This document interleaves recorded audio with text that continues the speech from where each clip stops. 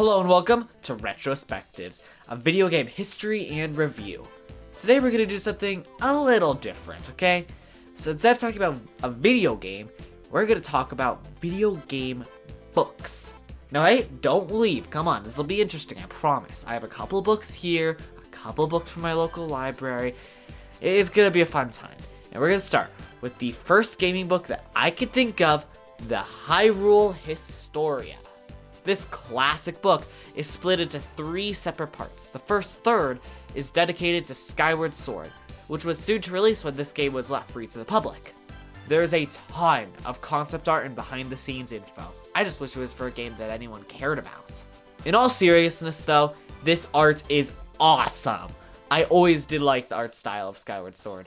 The next part is the history of Hyrule. It is a giant timeline for the series. That's now incorrect. Only slightly though, this is still the most comprehensive timeline we have for these games. Now, if only we had an updated version that had Breath of the Wild.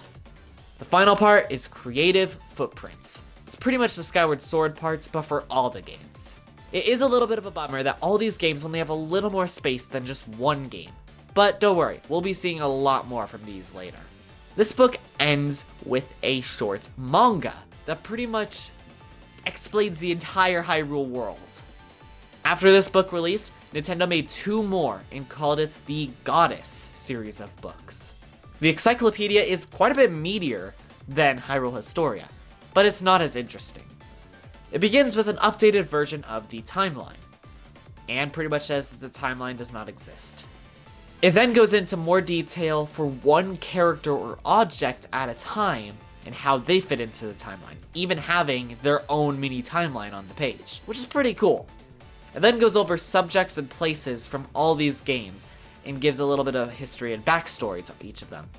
It really is a great tool for Zelda theorizing, because it has so much more info than we have in the games themselves. It then goes into full encyclopedia mode, going over everything that could even be minorly interesting. Next is my favorite part of this book, the archives. It goes over each game individually, going over the plot, how it fits into the story, going over a bunch of cool art and behind the scenes stuff, and then even having some bonus stuff. Such as a large chart that goes over every character in the game and shows how they relate to each other. These charts are ridiculously comprehensive and detailed. They add so much to the worlds. Most of these relationships were unconfirmed or not even thought of before this book. The concept art is also really good. It is in full force in the 3rd book, Art and Artifacts. I don't own this one. What I do have is Creating a Champion. Pretty much all the stuff that would have gone in the other books relating to Breath of the Wild. Except for a timeline. The art, development, scrapped ideas, and hidden things. Oh my goodness, this book is just amazing. A game this big would obviously have a lot of these things, but this book just blew everyone away. It's bigger than any of the 3 Goddess books. We even have DLC stuff, which is much appreciated. People are still finding new things in this book, which is really helping piece together the puzzle that is Breath of the Wild sequel.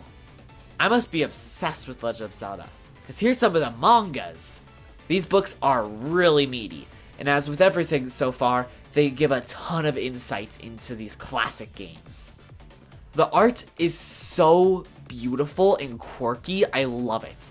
The stories are just direct adaptations of the games, and dialogue is pretty good too, despite being made back when these games first released. Not everything is canon, Gonchi and A Link to the Past, and not everything makes perfect sense. Volvalky and Ocarina of Time. But it does show what the developers were originally thinking when crafting these classics. I cannot recommend these enough, especially Ocarina of Time. They are simple reads, I can read them in a day, but they are so charming and nice.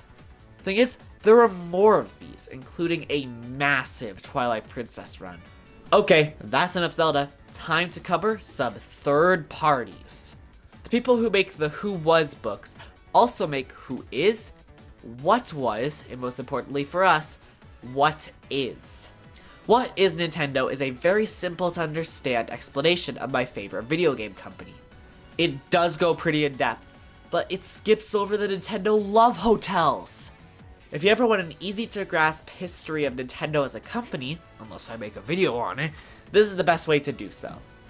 Okay, this next one is a little weird. I just found it in my closet. I never remember owning it. It's just a blank notebook with cool art on the front. It's not really worth anything, but I do like it. I'll just put it in my background. Next up, we have a history of video games. Isn't that what I do? It was made in association with the National Video Game Arcade and acts as an encyclopedia of sorts for lots of video game related stuff, like consoles, famous video games, accessories, and more. It's a cool crash course for a lot of the things you need to know to be a gaming historian. It also has a lot of just odd stuff. This book doesn't have the DK bongos, but has the taiko drum controller, which means it can only be so good. I feel like this is the book's biggest problem.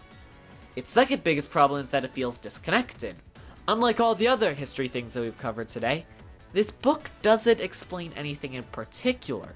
It just explains individual things, which is not bad, that's what I do after all.